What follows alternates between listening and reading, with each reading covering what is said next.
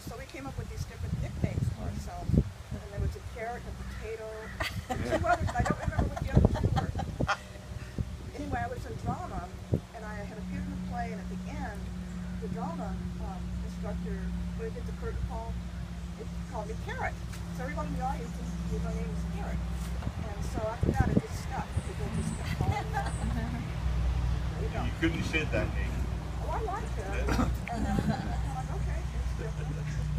And we met, I thought it was K-A-R-A-T, like gold or something, but that's not it. So, and she grew up in Bakersfield, I grew up in LA, and then we both independently moved to Santa Barbara many, many years ago. And that's where we met, here in Santa Barbara. And I lived here for 10 years. And then both of us, we moved up to Northern California, Sacramento area. So that's where we live, and we've been in touch with Paul all the years. And he would come and stay with us from time to time. And then when he finally moved up to Mount Shasta, we'd visit from time to time too. So that's kind of been a nutshell. I think it would be nice maybe for each of us to, whoever's comfortable, to maybe tell some stories about your relationship with Paul, how you met him, and anything you want to like to say. I'll start by telling real quickly that I met Paul in 1974, and that was here in Santa Barbara. And first we met very briefly in passing and didn't really know each other, but then a few years later I was here and I worked at Tri-County Produce down at the end of Milpas, and I worked there for a couple of years, and Paul would come in as a regular customer, and we got to talking, and he was interested, he was talking about his art, and I was interested in creative writing, so we would talk about our interests, and we got to be good friends. And he'd say, well, why don't you come over sometime to my trailer and we'll have dinner some night. So I did, and we became fast friends. And he met Ann pretty close to around that time too. And so then as time went on, we remained friends, and then we actually moved in together on Voluntario Street. And we lived in a place there, a pretty small little place, the three of us. And then eventually I left town, and Carrot and I got together, and then we kept in touch over the years. So that's my story, and that's so I'll throw it to somebody else. Yeah, go ahead. My name is Vicki Gardner, and I met Paul back in, let's say 2007. We were working in radio together, and I became I was actually, this was at Rincon Broadcasting over on Coda. Paul was doing his show, his radio show, if you're familiar with it, the Paul Berenson show, and I was a reporter there at the time, and I just helped out with the news crew, and then did fill-in DJ work and stuff like that. Eventually I became Paul's board op, and there were some funny things. I don't know if you're aware of this. Paul was a fiery liberal, very fiercely staunch. Really? About as fierce. Staunch. He was a John Burke. No kidding. His influence, though, if you can believe this, because this kind of blew my mind, was Rush Limbaugh. He listened to Rush faithfully because, not for what Rush was saying, but for Rush's delivery. He wanted to be the liberal Rush Limbaugh. And I think towards the end there, he was actually pretty much spot on. When I would do his show, it was funny because we'd get into fights on the air and stuff, and I mean, Paul was not totally unfiltered, you know, and I mean, if you pissed him off, he was pissed. But I'd mess up something and he'd get mad, but we'd always go out afterwards, drink some beers and laugh, and he had the greatest laugh ever. Right. But one thing he would do that just would crack me up beyond belief, he would go on a 45-minute rant on the air, just, I don't know how he did it, and just spitting into the microphone, and just, if you go, I believe on his webpage, he's still got the radio shows on there. Yeah. But you can listen to some of those. Yeah, they're epic. They are absolutely, truly epic. Even today, even though this was several years ago, they're still epic to listen to. But he would go on a rant, and I would start, he loved Wagner. So he'd go on this rant, and I'd start playing Ride of the Valkyries. And, and at first he thought that was hilarious, he liked it, then he'd be like, knock it off, I'm trying to get into this. But, so we had that, and then we had another thing I'd like to share. This is totally disjointed from radio, but we somehow, I have no idea how this happened, ended up in Las Vegas at the same time together. not planning this or anything. We just happened to take a weekend to go to Vegas. He happened to be in Vegas, and as big as Vegas is, we ran into each other in Las Vegas. And I wish I brought this painting, because we all went out and we were drinking and we got really, really drunk, and we bought those daiquiri bongs, you know, those Oh, big, yeah. it's a daiquiri about that long and it looks like a bong. And he did a painting, it's probably on the website, he did a painting of us, which I have, my Paul Berenson, is me and Marty standing there drinking daiquiri bongs on what was it, Fremont Street in Las Vegas. So the things he painted, he did some beautiful stuff. I think my most favorite things are when he did flowers and things like that. But he painted everything. He painted football games, anything that inspired him. He's got a painting of the death of the Kennedy assassination, and just quirky things too, like a great baseball play, and of course us drinking daiquiri bongs on Fremont Street in Las Vegas. The one thing that stands out to me about that painting is that it captures the essence of three drunk people in Vegas. One of them off camera taking the shot. It really does. It was so funny. But, That's hey, Nick, tell them about, I don't know if you wanted to go, but No, tell I them just follow. You know, this is my husband, Marty. I was married to this woman for many years. She introduced me to Paul, and I have met very, very few people with his passion for life, his joy of life and his joy of painting. He was a great, great guy. I didn't hang out with him much or anything like that, but when we did get together, it was always a good time. Oh, yeah. Wonderful, wonderful. Nick, tell the Trump story. Oh, so I got to do a radio show with Paul. I met Paul in 2000, at the end of 2005. I had been a criminal defense lawyer, did death penalty work, and I decided I really wanted to kind of get the message out about other justice issues. And so I hooked up with a guy that knew Paul, Edward Bear, who was very fiery too. Still around, great guy. Barely, but he's still around.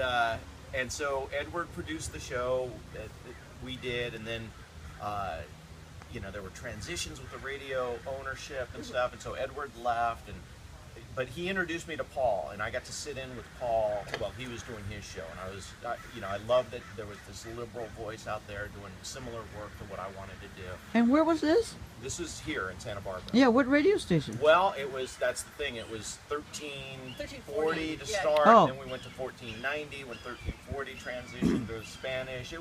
There's a lot of interesting. What year was that? 2006 was when I started. Paul had already been doing it a few years on his own. Right, and this was on 1340 AM. I think it was KISS. Was it KISS? KISS? No. Was it KISS? Yeah, Kiss. I think so. So so many changes. it's I'm been sorry so to many interrupt you. different stations. So in any event, I liked that what Paul was doing similar work, and there were a lot of voices coming into the arena at the time. Rachel Maddow was, getting on the National Air America, and it was just a vibrant time for that. But it was, so I got to meet Paul through that, and ultimately we ended up doing a daily show together for about a year. We started in 2009 after Obama had just taken office, and so we had a lot of fights about those kinds of things. I mean, because as I similar listened. as similar as we were, we would still have those It's a big fiery, but 90% of the time we were in agreement on issues, and then the times that we weren't, Paul would really call you out. It was an interesting thing. He was so. I was thinking about him as a character, and I thought he's like one of those, we've lost the most interesting man in the world. And it's too bad Paul's gone, because he could have auditioned for that role, I think. With all the various areas he was interested in, it was fascinating to me.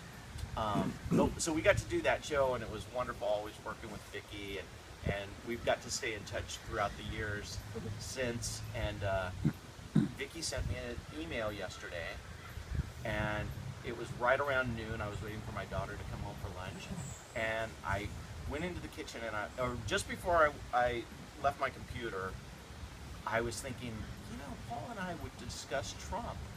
This is back in 2010, because there were kind of rumblings of, could Trump be president? After the Sarah Palin failure, Oh, yeah. he thought Trump was a real threat. And I said, oh, Paul, you're just full of nonsense. Yeah. You know, we've been through Palin. We're never going to go back into that direction. Trump is just pathetic. I can't even imagine. And so we would have those arguments, and I'm sure they're probably recorded somewhere, you know, on our radio show. And He probably has tape somewhere. yeah, and I was wrong.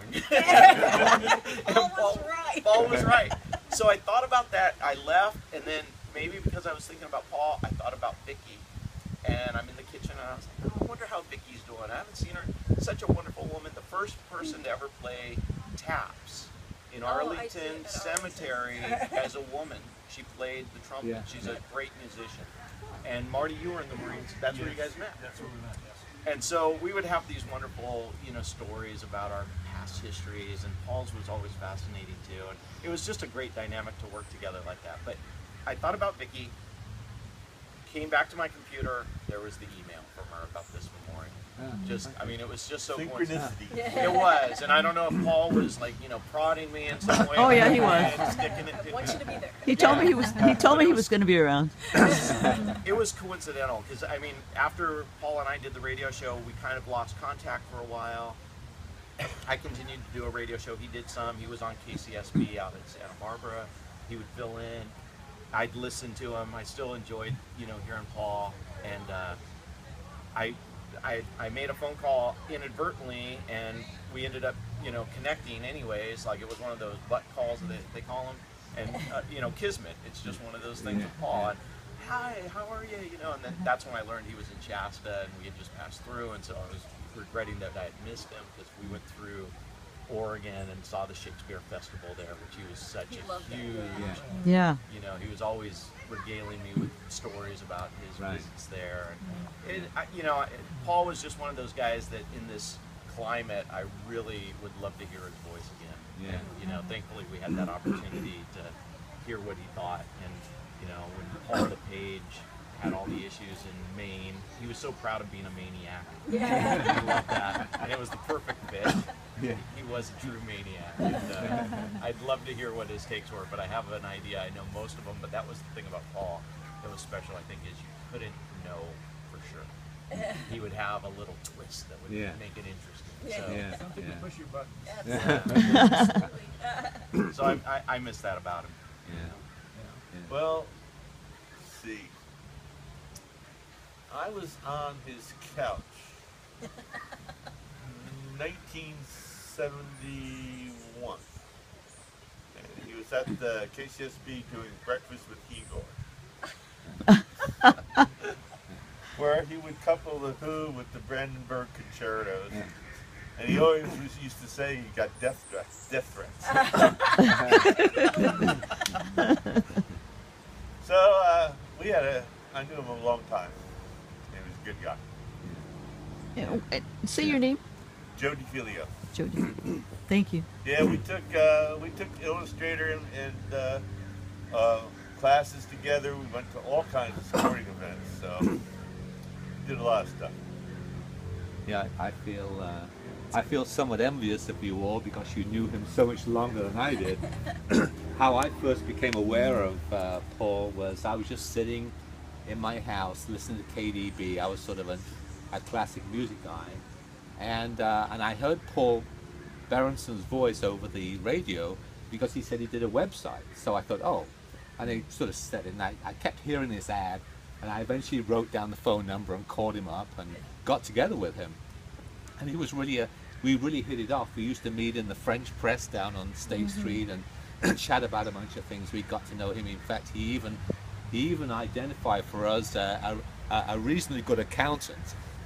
But the interesting thing was that although he became a real good friend, and we did go to visit him in Shasta, one Christmas he was in town, and for some reason I think we invited him and some other people around to our house for Christmas dinner. We did. And he called me up and said, well, he was doing a radio show down at whatever that radio thing is down at UCSB under the Stork Tap, whatever that is. And he was having a sort of an interview with somebody called Nancy Nivens. And I'd never heard of Nancy Nivens. Well, Nancy Nivens apparently was the lead singer for Sweetwater, Yeah, which was the he was first a big fan. which was the first group that played